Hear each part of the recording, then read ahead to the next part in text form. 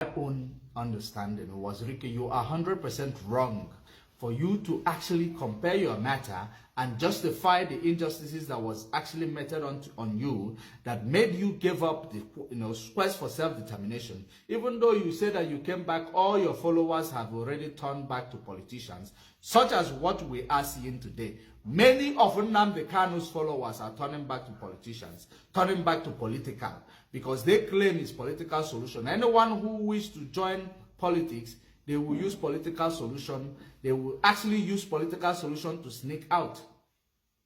If there will be political solution, it must be something that organization and the leadership of organization will actually make a move for. And everybody will now know exactly where they are going. Not one person will just jump out and say, no, we're supposed to do political solution. And there will be no political solution until the political system of Nigeria begin to work. There will be no political solution until the judiciary of Nigeria begin to, become blind. So that when you go into the ballot, and somebody actually rig the election, when you go to the judiciary, it will be blind, not to know who is who.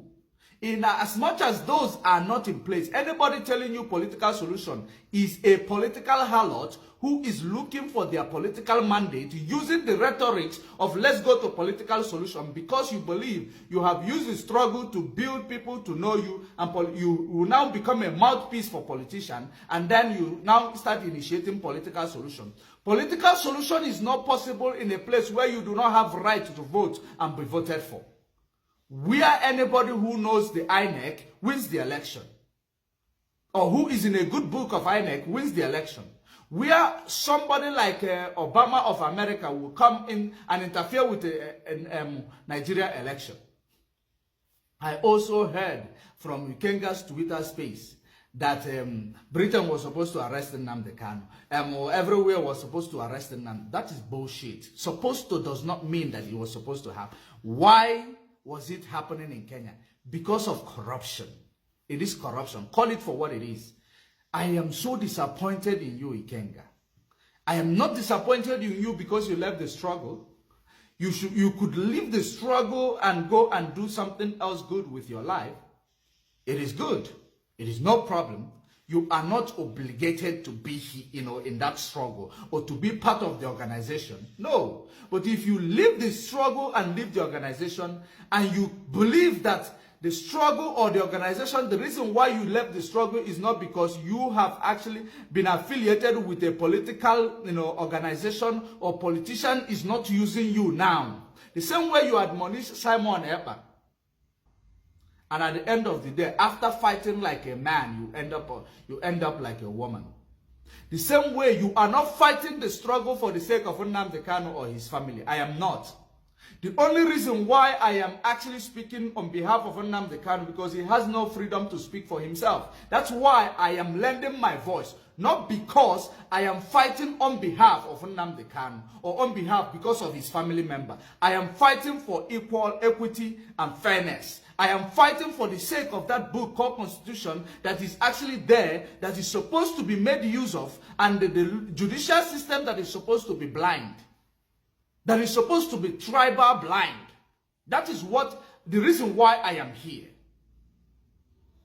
I am fighting for the cause that my grandparents died for. I am not fighting for Nnamdi Kanu. Likewise, Ikenga, you have showed us that you were fighting for Nnamdi Kanu. And you were fighting and looking at the characters and behavior of people around you. If I looked at the behavior of people around me, I wouldn't be here. I wouldn't be speaking. I wouldn't be here. But we're not doing it for anybody. We do it for ourselves. But in a situation whereby you went out of the organization and you start now to talk against the organization or talk against the leader of the organization, it shows that there is an interest. There is an interest that you are chasing. But you want to use the organization as a scapegoat.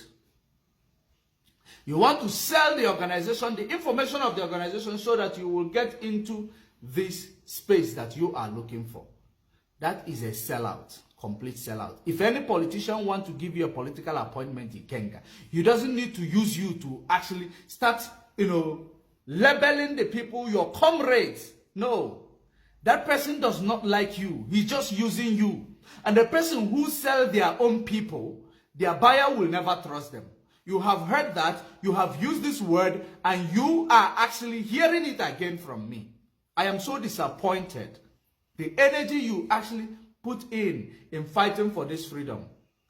For me, hearing 5 hours broadcast, it was all about the praising Nigeria system.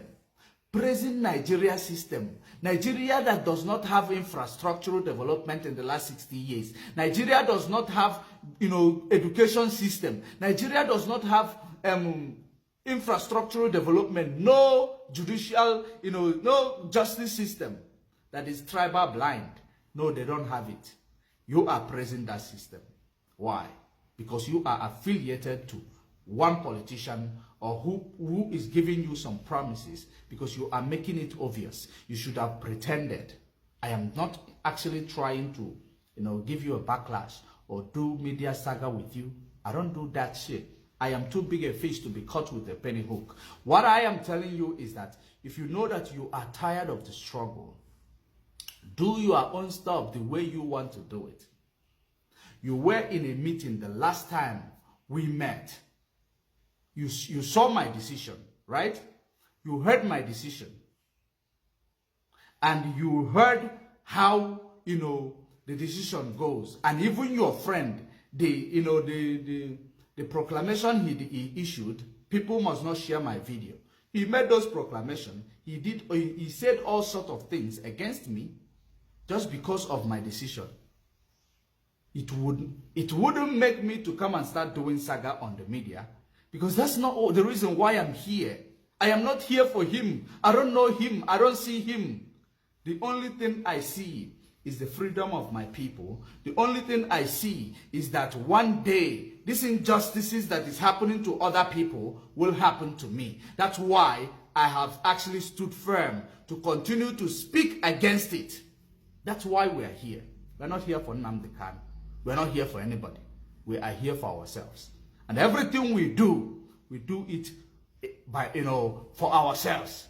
Now, let's actually hear this. For those who claim that the lawyer or you, people who believe that no one has right to release Nnamdi Kanu in Nigeria, you are actually undermining the territorial integrity of Nigeria. That's what you are claiming. You are protecting the country, but you claim that no one has right to release Nnamdi Kanu, not even Buhari, not even president. That's where I heard it. But because in this regard, you are actually speaking and undermining the integrity of the country that you claim you are protecting. Because now, so it is now a president of America or Britain will now tell Nigeria, okay, release him. We are done, release him. It means that your nation does not have their territorial integrity. They don't make decisions for themselves. And the Nigerian law governing the release of individuals charged with offenses, including terrorism, come from several sources. Okay, now, let us actually look into the Nigerian 1999 Constitution of the Federal Republic of Nigeria. Is actually a supreme law of the land. It outlines fundamental rights, including the right to personal liberty, Section 35, the right to fair trial, Section 36, and the protection against arbitrary detention. Protection against arbitrary detention. That is your constitution. Why are you not talking about that constitution? The Criminal Procedure Act, CPA, this act provides the legal framework for criminal proceedings in Nigeria, including provision for arrest, detention, and bail. It applies primarily to offenses under federal law.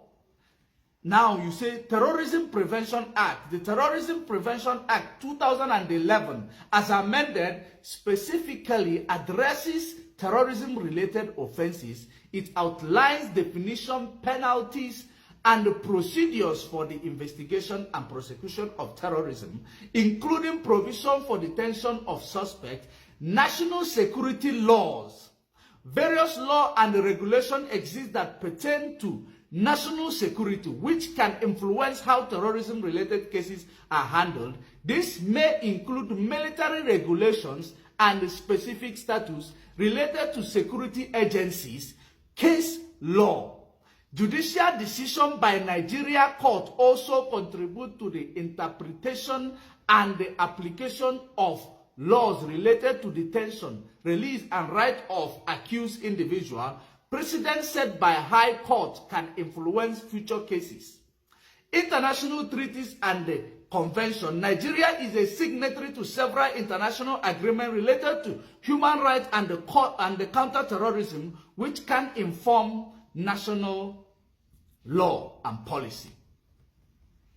In addition, when we talk about state laws, in addition, the federal laws, individual states in Nigeria may have their own legal framework and regulation that govern criminal proceedings, although federal law generally prevails in matter of national concern. Now, when we talk about in Nigeria the legal framework governing the release of an individual charged with terrorism or any crime, including specific provision within constitution and various law, here is how basically it will work. Generally, if we consider that we have a constitutional democracy and a judicial system that is actually devoid of sight to know who is who, or to know whose tribe is who.